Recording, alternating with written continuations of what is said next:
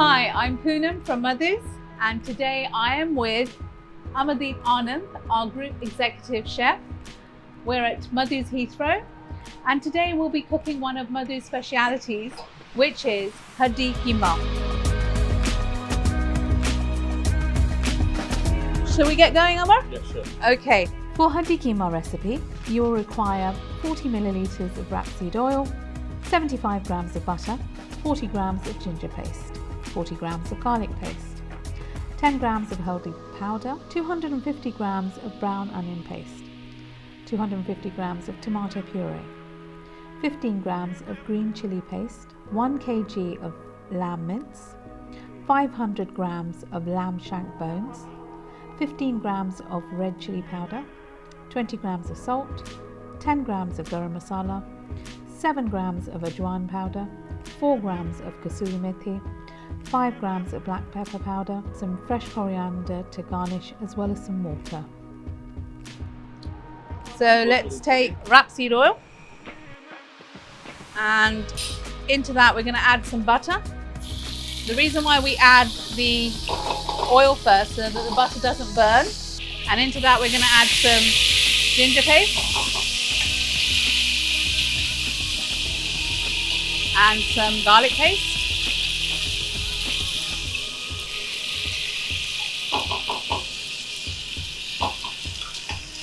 So we're just going to cook that for about 2 to 3 minutes, just so that the ginger and the garlic paste actually just become nice and toasty and golden. So once those aromas are released, we need to actually add the onion paste. Now, onion paste is just basically browned onions, cooked, caramelized in butter, and we're just going to add some of that into the mixture.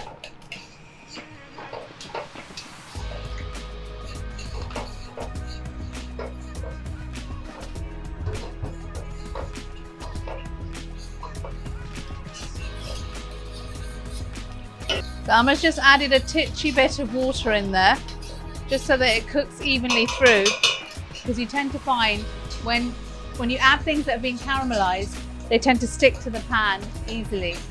So in order to stop that from happening, you still want the browning process to happen, but you don't want burnt bits. Always a tip is to add a titchy bit of water, which just basically emulsifies the whole mixture together and gives it a nice even cook. So now we're going to just cook that for about a couple of minutes, just so that it all forms together and the oil really does separate before we add our tomato and our green chilli. So this is a dish from my dad, Madhu Anand. So it's a dish very close to my heart. As you can see, the oil is started to separate from the mixture. And it's very important that you actually learn this process of actually cooking the onions and the ginger and garlic through. It's really important to get that really lovely, luscious sauce. Otherwise, what will happen is that the onions tend to float on the top, and you'll never get that lovely, rich sauce, and you'll never get that real sense of layering with when you add all these spices. You'll just get like a mishmash of flavors. So the actual cooking down of those onions and that sauce is crucial to any form of Indian cooking. It's nicely separated, so we will now add the tomatoes. So these are just tinned tomatoes that have been pureed, and some green chilies.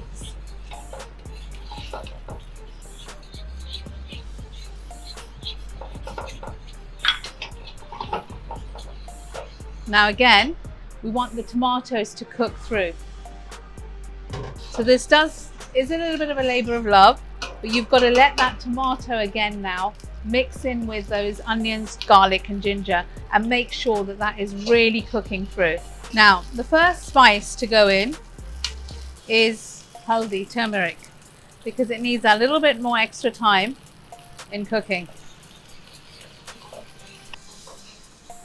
So in these COVID times, Haldi is amazing. It's an antioxidant. It's got a lot of health benefits. To add it to all your dishes is, adding to your health. See, all your other spices will burn quickly, and you need to be careful with those. Haldi needs that little bit more time before, and it actually releases a lovely golden color. So the whole dish all of a sudden becomes, you know, a really nice, richer golden color when you add that turmeric. So now that you can see, the oil again has released with the tomatoes, with the haldi, and you've got that real lovely tinge coming through. You now add the mince.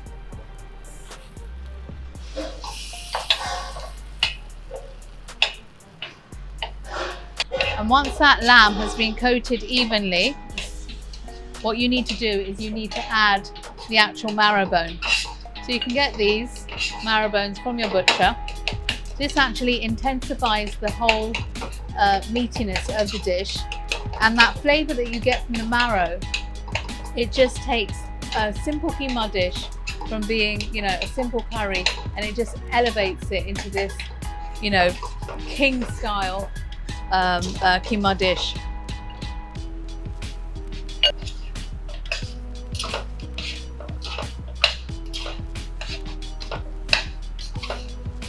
You need to add salt to actually enhance the actual flavor. Okay, now that that salt has been stirred through, I'm going to add a good 2 tablespoons, about say 10 grams of red chilli. Now, depending if you want it hotter, you can add as per your taste.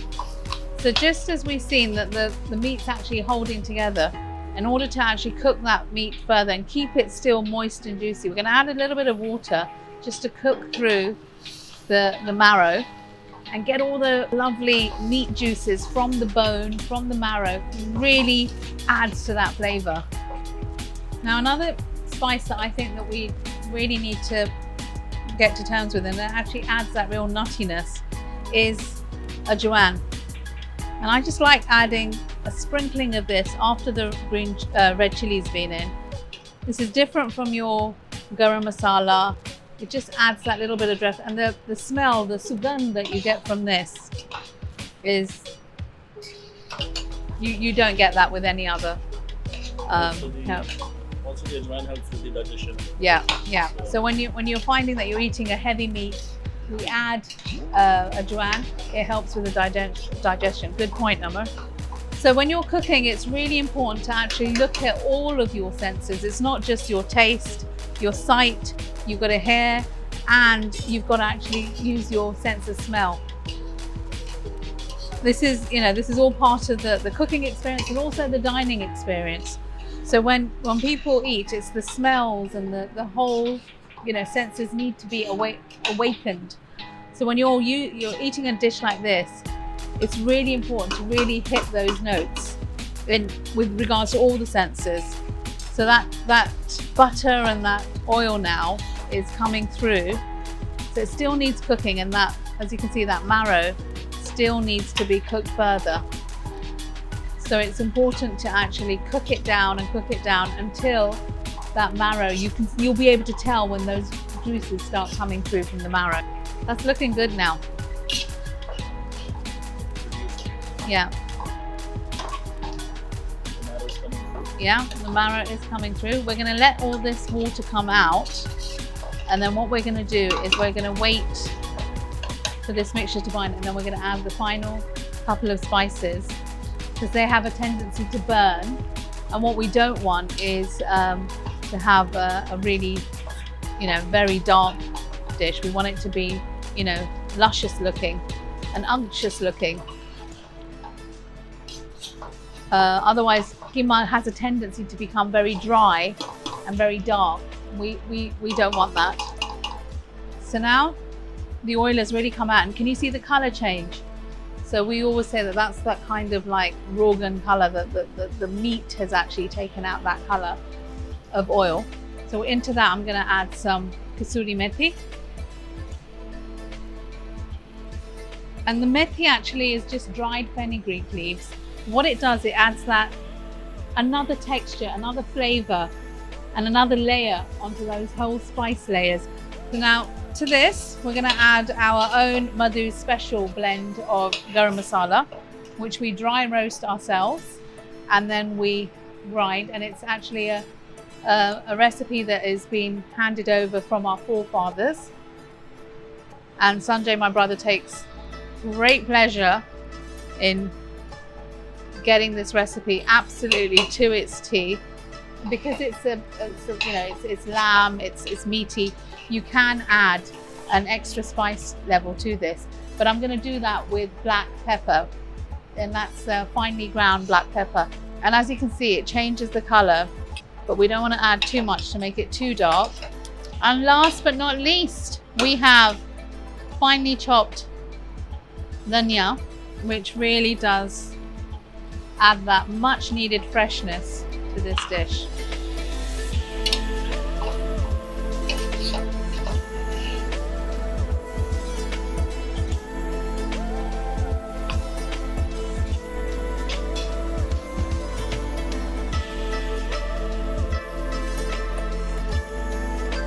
So if you like the look of this Haddi Keema and you want to see more recipes from both me and Amr, keep an eye out for us on ASIANA TV.